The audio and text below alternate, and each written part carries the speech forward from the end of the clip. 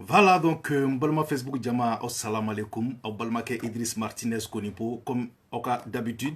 amanga politique kena kono la shuina donc folie belebeleba ni wakati na obe Fatim Sako ye nyebala lebeli na kata se Madi Magasama donc Oumar Diko donc anga folie belebeleba be awye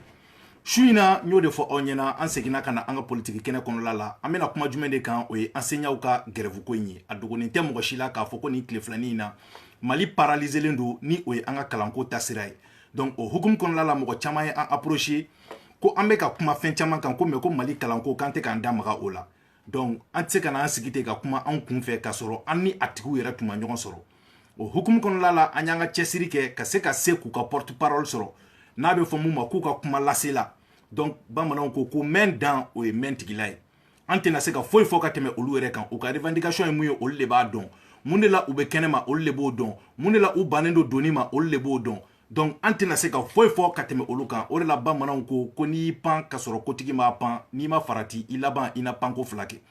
pour que ngana panko flake o hukum de kon la anya essayer ka se ambalmake ma donc no ye adama fombaye anna lebe na masala shuina donc obe haketo mena essayer ni wakati na ka le wele pour que angana ni ko njenya kosbe nyo de fo onyana ngonu information faso nu namba di angana na ke 1 heure 2 heures oui amène information faso nu ke 30 minutes maximum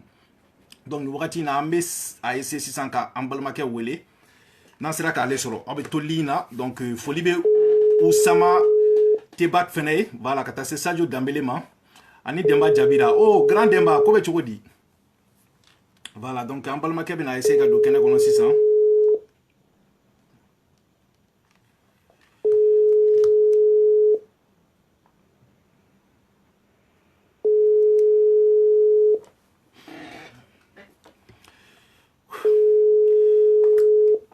donc on va reclubba sonné kana on va essayer ka se ka do connexion kono ni wakati na. Allô? Oui, bonsoir. Bonsoir. D'accord, mais à présenter Aula Mromdo pour que Okase Kaye, parce que c'est très très important aussi. Ani ambalmaken ni be kumana donc atoko ko Adama Fomba donc allez de angashuna invité anabena masala enseignant ko grève ko de kan donc monsieur Fomba bonsoir. Bonsoir. Monsieur Fomba vraiment yanga wole jabishuna jaranye kosbe a jaranye fo ala ere donc afoko a jaranye donc hukum kon la ante fait ka ko janya kosbe ambe fait iki présenter iye join iko fo malien yi anga do babu kono pour que malien fene se ka la me ka sura makuma masibaye forfait niveau là quoi. D'accord, né Adama Fombaye et Fomounou syndicat de l'éducation signataire du 15 octobre 2016 né au Louga porte-parole. D'accord. Donc ambe fait ka mundo 600 RS giro benendo Mali kono lama Bamako Otea. Oui, je suis Nebi Kati, Sigero Benelo Katima. Ah, ici Sigero Benelo Kati de mes cours de FM de Kati là, mais comme QG, syndicat QG Bamako, donc do 600 Bamako pour les travaux quoi. D'accord. Donc monsieur Fomba amena nyingali folola muye nyingali ere bakurubaye ambe feka mundo 600. Munde kama au bolendo kenema ni wakati na ka foko anga demsenu te kalan parce que jigimbe ka ke gouvernement na nga do fene jiginendo awla muna parce que Mali plié ré o ye kalanko ni kalama ke demsenu ka sini nyasigi bena geleya bon aw dun chaman koko aw be fe ka revendication ke ka revendication ko ti se ka la satisfait donc bébé qui t'a de forme mais dans o men tigile am be fe ka mun don 600 en flan de wakati ne ko 600 ré munde kelendo ka aw black ne malala aw fo ka wale mando mo munu nyama ni munu kala ne ko fana fo ko wale mando fenkelen de be kato ambe kanema bi ango de ngo Mali gouvernement na sharia la bato sharia ijmai ango la loi numéro 2018-007 du 16 janvier 2018 portant statut du personnel enseignant au article 39 donc au article 39 be mon fo article 39 ko de ko ni fon fra musaka ko la ko ni fon fra fonctionnaire tokna ibo o musaka ko na fra école métro kuna pour que mo ka famu ko sebe ni temps fra fonctionnaire tokna ibo o temps kelen fra école métro kuna donc sharia de a di ama ani a fo Mali gouvernement ko de là-bas o de kelen do gelea pay ani Mali gouvernement ce qui fait que amé grève la amé do na ikobi. D'accord. Ikoko ni mun farala to kan koko o fara aw kan. An bɛ fɛ ka mun dɔn sisan jɔn farakɛra jɔnw de kan sisan ni o ye aw fɛnɛ labɔ ko fara ka kɛ aw kan. I bɛ se k'o exemple dɔ di anw ma wa? An minnu tɛ a ko kalama kosɛbɛ. Exactement. 2019 là, mon bi fonctionnaire caman be olu b'a kalama déjà sinon fonctionnaire bɛɛ b'a kalama minnu bɛ statut kɛmɛ kɛmɛ sarada 20% ɲɔgɔnna farala olu kunna 2021 fana na kɛmɛ kɛmɛ sarada u ka sara la 9% kan ka fara u kunna a fila bɛɛ sariyaw tara ka ban donc tranche fɔlɔ n'o ye 20% ɲɔgɔnna ye 2010 ka daminɛ janvier 2019 la o kɛra ka ban fonctionnaire bɛɛ y'o sɔrɔ ka ban maintenant alors que article 39 ni 2018 de a kan ka di an ma an ka sariya in ka kɔrɔ ni accord min kɛra et que ani min farala fonctionnaire tɔw kunna 2019 donc gouvernement yɛrɛ de kun kan ka initiative ta depuis que u ye nin di 2019 tɔ ma k'a fɔ sariya b'an jagoya an ka nin di école maître ma an k'a kɛ joona joona yan'a ka kɛ ni mankan ye. D'accord. Donc an bɛ fɛ ka mun dɔn sisan je pense que aw kɛlen ka grève kɛ aw ni gouvernement kun ye boloda dɔ ɲɔgɔn kumaɲɔ boloda mais an y'a ye k'a fɔ aw ye mouvement dɔ kɛ mouvement min kɔnɔna la aw taara bɔ ni bubu tigaw ye ka taga provocation dɔw kɛ dɔw fɛnɛ ko ça c'était vraiment pas bien placé. Donc mun de bɛ e bolo k'a fɔ o ko in na sisan n'a sɔrɔ i kun bɛ dɔ kalama o ko la. Non, an bɛ min fɔ dɔrɔn au nom des syndicats de l'éducation signataires du 15 octobre an ye marche de kɛ an ye marche de kɛ ka daminɛ place de la liberté la ka taa monument de l'indépendance la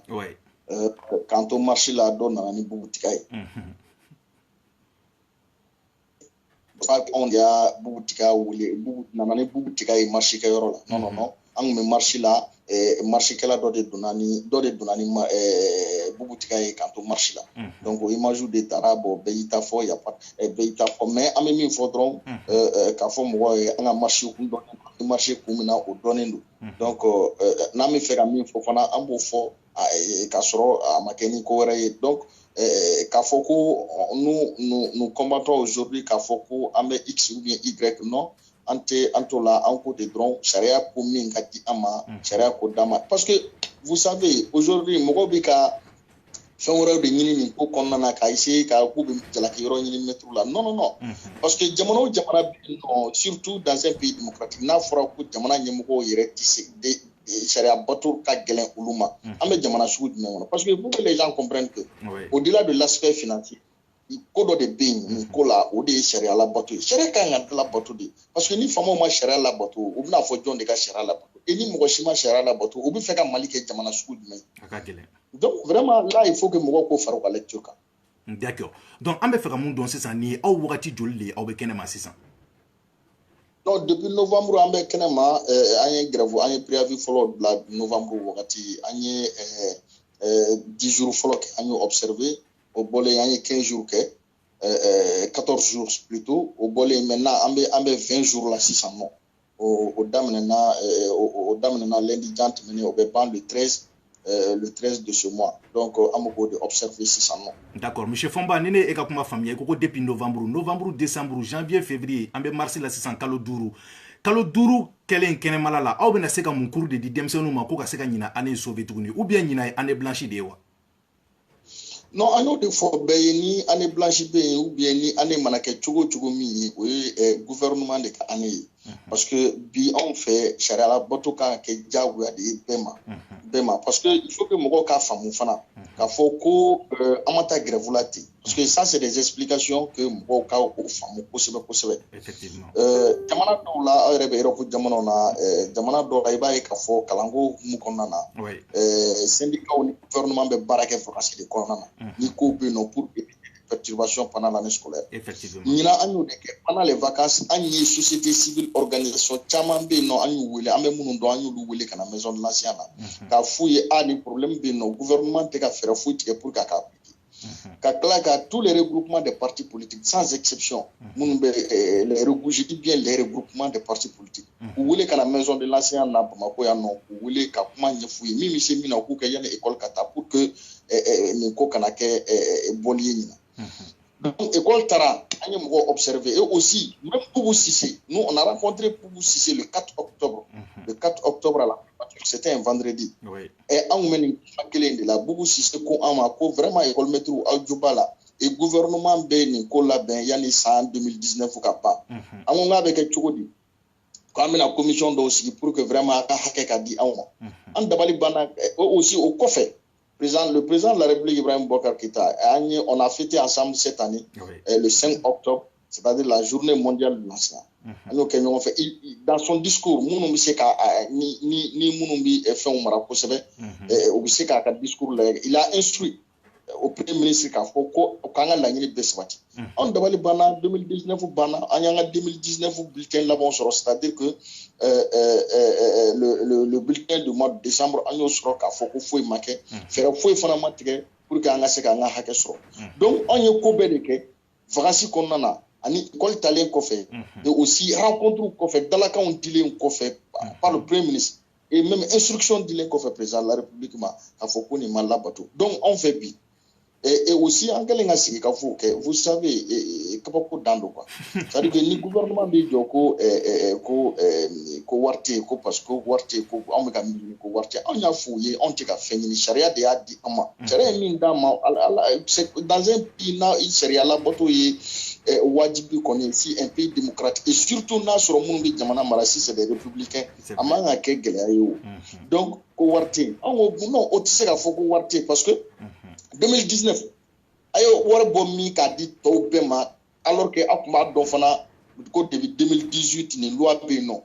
donc war ko tise seulement école métrique à Dala, ani école métrique à Bonya, école métrique à Seka Heresro. Pour le team Malifama ka problème, école ko de tout ka koyi bolo Dala. Oya on a famille vraiment. Sinon il y a pas de raison aujourd'hui que ka foko on me ka minini kwa tesro.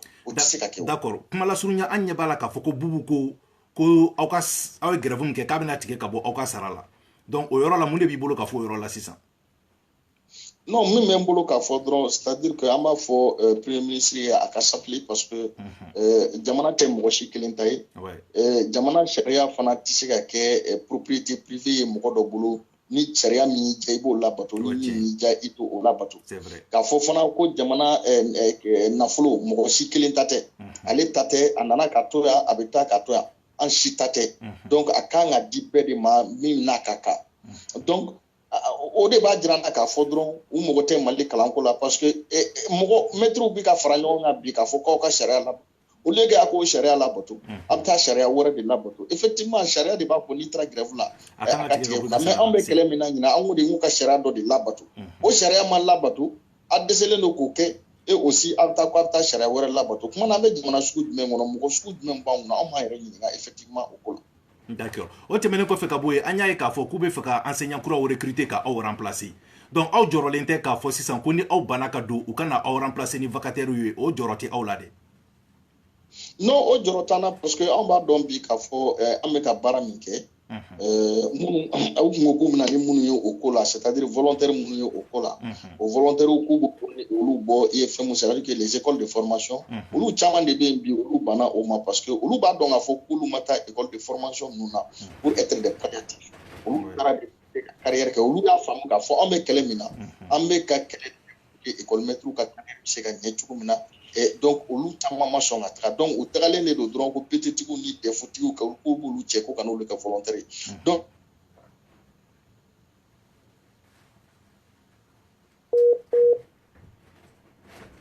on dirait invité appel soro parce qu'en général ni manga me okoro ka tigi appel soro donc on va patienter 2 secondes.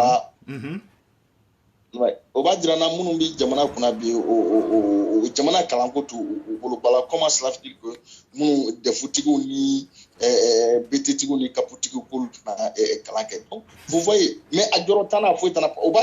o fana yi shara soso bado de tugoni parce que amga loi mi fo ni na la loi numéro 18007 o ba fo bien sûr que pour qu'il kake école métier fika concours de donc nous disons concours papier mais de toutes les façons nous sommes sérieux bien sûr charia de bas d'amante délilante gribuyala ango de charia de kuma la sunyala parce que n'te fait émission ngati 30 minutes kan comme ya finyana to kuma meni ngana do 20 minutes kono la mbe fe ka mun don 600 monsieur Fomba anye mamudiko imam diko mangame atunko ko enseignant ka do classe kono ko donc ko olu rebe na agir donc ambe fe ka mun don 600 mamudiko ka wole kan obe awbolo dadmene la. Non, Mamoud Digo faux, le très respecté Mamoud Digo amba faux, Kaboli Mando, parce que après il est invité quand on a me parler là. Donc, avec moi même famille, mais à bas Grana donc à Foko peut-être école à Bolo Dala. Donc, au dernier lecture aussi qu'à Foko on a don mais aussi à koko gouvernement ka charia la bato à koko école maître be délit mais gouvernement te délit donc ni gouvernement te délit ka ni gouvernement et charia la bato on fait bi doni koni conditionné do charia la bato de la vraiment o de koni logique. D'accord. Donc maintenant ni Boubou Cissé Klobé là ni wakati na sam ne be bolo ka fo Boubou Cissé yere nyana. Non, pas Boubou Cissé donc à foko jamana te marani humeur ou bien sentiment personnel. Ka fa e fana ko sharia te mo kelen tayi et aussi ka fa e ko ni bi jamana mara ibi jamana mara ni sharia odi. Donc sharia do se ka psani sharia do yi. Et aussi ka fa e o ko fe ko jamana se ka joni école te. Et école se ka école mettre à ka fa e ko bras de ferti ani onche ko aussi un adversaire te ayi. OK, donc on go de drone à ka sharia la bato na sharia la bato aller bonya de bo o konna na. Mais monsieur Fomba ne be fera mun don c'est ça auti se ka don classique non ka négociation ke ka auto classique non parce que moi je me rappelle l'air de la vidéo de publier na page sans faire où les enfants sont partis à l'ORTM pour protester ku be fe ka kalanke donc o kol dem lumbe kenema ne be fera mun don c'est ça olu hinati awlawa mogo hinati école mogo c'est que école de hinati se ka mogo mena ka teme école métrique on nous be nyogo dungo sogoma fu la fait mais seulement ba fu école met de on bi ko ka droit de nyam fana ka nga droit de donc c'est vrai école de on a avenir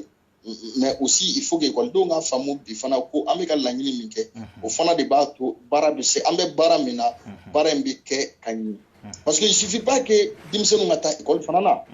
Mais il suffit que nous tra école il faut aussi comprendre que nous tra école là ou bina kalando de so bina kalami so o kala il faut que kalanmande bon maître o kalanmande fana tsega yeno hakili sigilente donc l'article 30 est appliquera bi comme charia ba fo chugo mina on be do ambe baran mais monsieur Fomba effectivement o tra wetem na o tra primature là donc on va fouiller drone c'est-à-dire que jamana ere de ka fouiller comme nous be ka jamana marabi o hine de ti olula sinon nous hine bodula bi sisan ko ma soro et bien sûr nous ko kera ka ba et aussi ni ga nyingali e ka fo ko est-ce que anti ka négociation ke kanto classe kono ayo de tenter depuis vacances kono ambo de là ka école ta ola ibe haketo bois de la ka fo ko même na be premier ministre ya la ko na o ma kalanke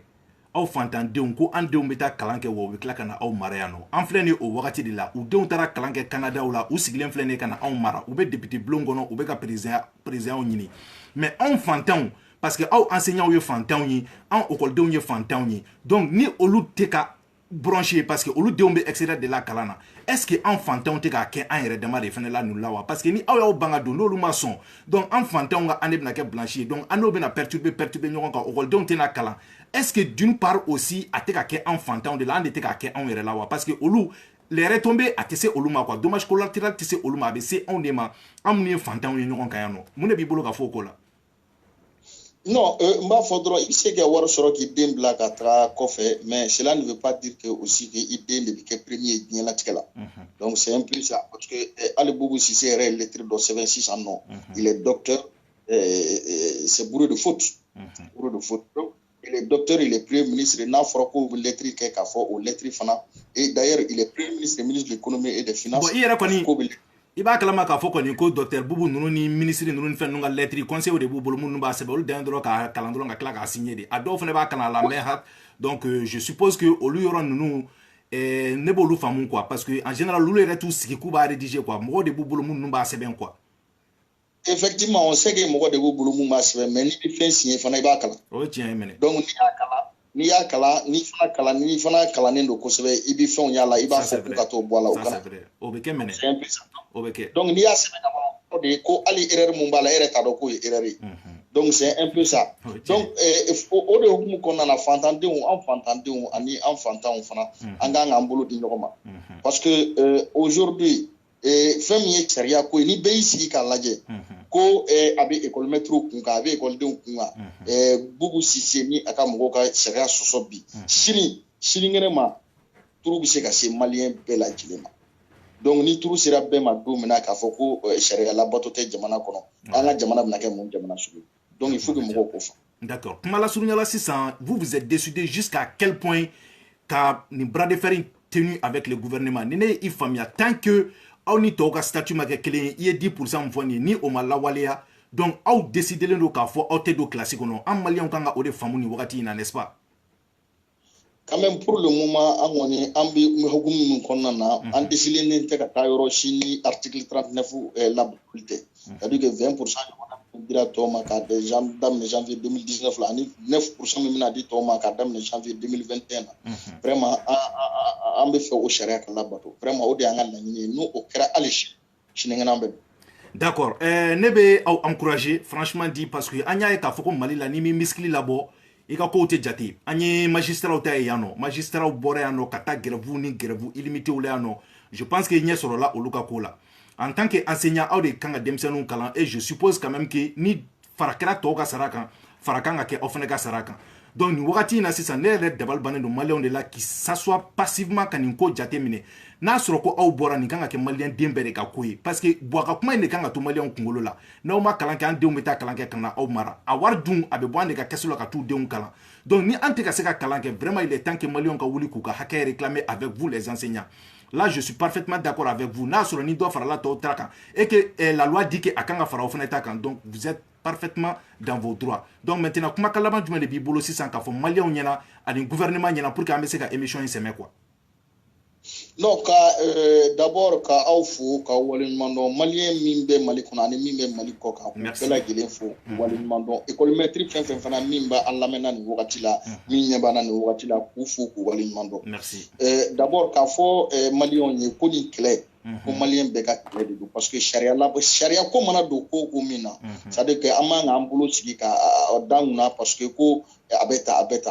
parce que n'i y'o de fɔ n ka kuma na tout de suite ni bɛɛ y'i sigi k'a lajɛ Bubu Sise n'a ka mɔgɔw ka sariya lafusuku k'a k'u sago ye bi ko parce que école maître don sini a bɛ se ka se an bɛɛ ma kelen kelen maintenant k'a fɔ école maître ye ko bɛɛ k'i hakili sigi k'a fɔ ko an bɛ nin ko min na a bɛ ɲɛ sɔrɔ an k'an bolo di ɲɔgɔn ma i n'a fɔ mɔgɔ kelen ko Bubu Sise bɛ ka saratigɛ min kɛ k'a fɔ école maître ye k'an ka sariya de ɲini a ka sariya labato ko o ka gɛlɛn ale ma ko sariya min ka di ale b'o de labato k'a f'u ye bɛɛ k'i nous appelons tous les enseignants à la résistance c'est-à-dire que ni sara tigɛra ni min ma nasɔngɔ sɔrɔ malo tɔni min bɛ yen nɔ o k'o kɛ siri ye ko min. Mais i kɔni b'a kalama k'a fɔ ko Mali la janfatiw ka ca an ye mouvement fɛn fɛn nin fasugu la i bɛ taa sɔrɔ dɔw bɛ tila ka bɔ tɔw kɔkɔrɔ ka tila ka taga don an y'o ka ye magistraw tun ka fɛn la dɔɔni an y'o kaw ye sapeur pompier mɔgɔ minnu tun gɛnna an tilala k'a ye dennin taara ko k'ale don poste la ko donc ko ale bɛ tɔw janfa donc maintenant ni Bubu nana commencer ka sara tigɛ bɛɛ ka limaniya tɛ kelen ye donc ni dɔw décidera sisan ka don classe kɔnɔ est ce que tɔw ka mouvement sabotelen wa ou bien ka corruption kɛ sisan ka dɔw gerese ka syndicat mɔgɔ dɔw gerese sisan olu k'a fɔ ko dɔw ka don o yɔrɔ jɔyɔrɔ to aw la dɛ. Non o jɔyɔrɔ t'an na parce que an ni maître de bɛ ka baara kɛ ɲɔgɔn fɛ mɔgɔw don minnu bɛ faamuyali kɛ donc o de don n bɛ ka f'u ye c'est à dire que ni sara tigɛra o wagati bɛ se ka gɛlɛya donc il faut que mɔgɔw k'u préparer o ko kunbɛn ni malo tɔ minnu bɛ yen nɔ mɔgɔw k'o mara ni wari tɔ min bɛ yen i ka taa malo san ka bila i ka so ka ɲɔ san ni nasɔngɔ tɛ yen i b'a fɔ i muso ye ko nasɔngɔ tɛ yen i bɛ se tobi a b'o min ni article 39 sɔrɔla ko caman bɛ yen o fana bɛ ɲɛ min ka di ye don min na i b'o dun o don maintenant parce que i ye kuma min fɔ c'est vrai hali an yɛrɛ o difficulté b'an yɛrɛ la dɔɔni nin wagati la parce que dɔw farala ɲɔgɔn kan syndicat dɔ tɔgɔ la ko olu ta la donc maître y'a faamu k'a fɔ ko o kelen dɔrɔn de don mais hali u yɛrɛ nana kuma jɛkulu mun tɔgɔ la bien sûr o mɔgɔw yɛrɛ u ma kuma olu yɛrɛ ko k'u t'a dɔn mun y'u bila nin ko la donc vraiment an b'a fɔ maître ye bɛɛ k'i bolo di ɲɔgɔn ma i n'a fɔ mɔgɔ kelen pour que an bɛ se ka nin ko kɛ ka se ka appliquer article 39 ni ka se ka ko kɛ k'a ɲɛ sɔrɔ cogo min. D'accord pour que ka kuma ban sisan monsieur Fɔnba ni Bubu Sise tɛ ko non c'est non donc aw ka décision ye mun de o la sisan. Non, ni Bubu Sise ko non, c'est non. N t'a dɔn Bubu Sise bɛn'o fɔ cogo min na parce que n'a ko non. Mais déjà n'a ko k'a bɛ k'aw ka sara tigɛ fɔlɔ ko parce que la loi dit k'aw ka sara tigɛ a ye aw ka sara tigɛ a b'a la ko ka na ni volontaire ye ko k'aw remplacer donc déjà o b'a yira k'a fɔ a bɛ optique min kan o ye k'a yira de ko a tɛna sɔn aw ka fɔta ma nin y'an kalo 5 ye an b'a boliboli la mais ni aw bɛ k'aw fasa ja ale fana y'i fasa ja ka tɛmɛ aw ta kan ne ka kuma b'o yɔrɔ de bolo a y'i ban k'a bila k'a t'a bila yɛrɛ donc finalement a ko tɔ bɛna kɛ cogo di de sisan. Bon don nataw de b'o jira n na dɔrɔn. Donc aw kɔni décidelen don aw tɛ don aw fana bɛ to kɛnɛ ma. vraiment an kɔni ka hukumu kɔnɔna na bi an bɛ fɛ de an fɛn o fɛn min n'a se b'an ye an b'o kɛ pour que article 39 bɛ se ka labato cogo min na vraiment o de kɔni ye an ka ko ye bi parce que ni Boubou Cissé bana nin ma ko co k'a tɛ o b'a jira na k'a fɔ o b'a jira maliyɛn bɛɛ la k'a fɔ ko bien sûr min b'an kunna bi an kan k'an yɛrɛ ɲininka est ce que républicain don wa parce que un républicain un démocrate sariya sɔsɔ man kan ka k'i ma basi ye hali n'a bɛ gɛlɛya président b'o de fɔ ale dun bɛ président ka baara la le président a toujours dit dur à l'ex c'est de l'ex donc ni ale bɛ président ka baara de la n'a sɔrɔ Choy a bɛ président ka baara la n'a t'a yɛrɛ ka baara la dɛ n'a bɛ président de ka baara la donc je pense que n'a bɛ jamanadenw fana de ka baara la donc il y a pas de raison que a ka ban a kɔni bɛ se ka gɛlɛya mais je pense que a kan ka hakili sɔrɔ k'a fɔ ko jamana sariya t'ale ta ye a n'a nɔfɛ mɔgɔw ta cɛ jamana wari t'ale ta ye. mais pour que ka sisan k'o kɛ ɲininkali laban ye u y'u ban ka 10% de fara aw kan ou bien u ko k'u tɛ foyi yɛrɛ de fara aw kan n'u nana 5% na sisan est ce que aw bɛ sɔn o ma wa. non an ko ni sariya ko de don n'i taara n'i ye dɔ fara a kan o tɛ n'i ye dɔ bɔ a la o tɛ an kɔni min ka kan o de ka di an. d'accord aw bɛ k'aw ka hakɛ dɔrɔn de ɲini a banna. a banna. donc tɔw bɛ bila yɔrɔ min na aw fana ka bila yen nɔ. min farala tɔw kunna u ka fara an fana kun. d'accord monsieur Fomba vraiment an b'i fo i ka wele jaabi la an ye 28 minutes sɔrɔ donc i bɛ foli di mɔgɔw ma sisan an bɛ émission in jɔ 30 minutes pour que maliyɛnw fana ka se ka émission lamɛn je pense que l'essentiel a été dit n'a sɔrɔ ni dɔwɛrɛ b'i bolo k'a fɔ an ɲɛna sinon an kɔni an bolo an ye kuma bɛɛ fɔ déjà ka ban donc k'a fɔ maliyɛnw ɲɛna k'an n'an balimakɛ Adama Fomba de tun bɛ kuma na donc ne ale ye porte parole syndicat gréviste ninnu ye donc je pense que aw ye faamuyali caman sɔrɔ kuma kɔnɔna la donc i bɛ se ka foli laban di monsieur Fomba i b'o di quoi. non ka mɛtiriw bɛɛ lajɛlen fo vraiment foli belebeleba bɛ mɛtiriw bɛɛ lajɛlen de ye Mali kɔnɔ yan k'a daminɛ Kayi k'a fo école bɛ Mali yɔrɔ o yɔrɔ bi école mɛtiri bɛ Mali yɔrɔ o yɔrɔ vraiment an b'u fo u ye baara minnu kɛ bi an'u bɛ ka baara minnu kɛ a b'a jira an na k'a fɔ ko vraiment an bɛ ɲɔgɔn fɛ et aussi an ka laɲini ye laɲini. c'est vrai c'est vrai. oui. d'accord. Merci. Inch'Allah. Donc, monsieur Fomba, il faut y aller. Merci bien. Merci. Voilà, donc, nous tu es en balmaquet, monsieur Adama Fomba, donc, nous allons enseigner un cas porte-parolier. Je pense que Ayokuma Famia. Neka familial tabolo la malien de kanka wuli ka u bolo fara ɲɔgɔn kan ka enseignant dɛmɛ sinon mununu kɔni denw bɛ yen k'u bɛ ka taga Mali école ko la a y'a bila u kunna ko ɲina ye année blanche parce que kalo 5 bɔlen san école la ka sɔrɔ kalan ma kɛ ne t'a dɔn kalo 4 na u bɛna taa kalan min kɛ ko ka examen ko la o de la a bɛ fɔ an malien ma ko niveau tɛ anw na n'i nana yan Europe jamana ninnu na u bɛ tila k'i lasegin ni classe ye mun na parce que effectivement niveau de tɛ anw na malien den bɛɛ sigilen don k'i bolo da i sen kan ka nin ko jate minɛ mɔgɔw kan ka wuli mun na Mali la u tɛ wuli la dɛ f'u man ka wuli mun na manamana kow popapo kow u bɛ wuli olu dɔrɔn de la sinon n'aw kan ka wuli ko la Mali kɔnɔ pour le moment o ye malien denw ka kalanko de parce que n'i y'a mɛn sini k'i bɛ kɛ directeur ye n'i y'a mɛn sini k'i bɛ kɛ conseiller ye n'i y'a mɛn sini k'i bɛ kɛ ministre ye c'est k'i kalanna de n'i ma kalan i bɛ kɛ y'a fɔ cogo min na u b'u denw bila ka na Maroc États-Unis France Canada la olu bɛna kalan kɛ u bɛ tila ka taa anw mara tuguni an m'an ta kɛ samara jɔsiw wotoro pusew namasa feerew masɔnyaw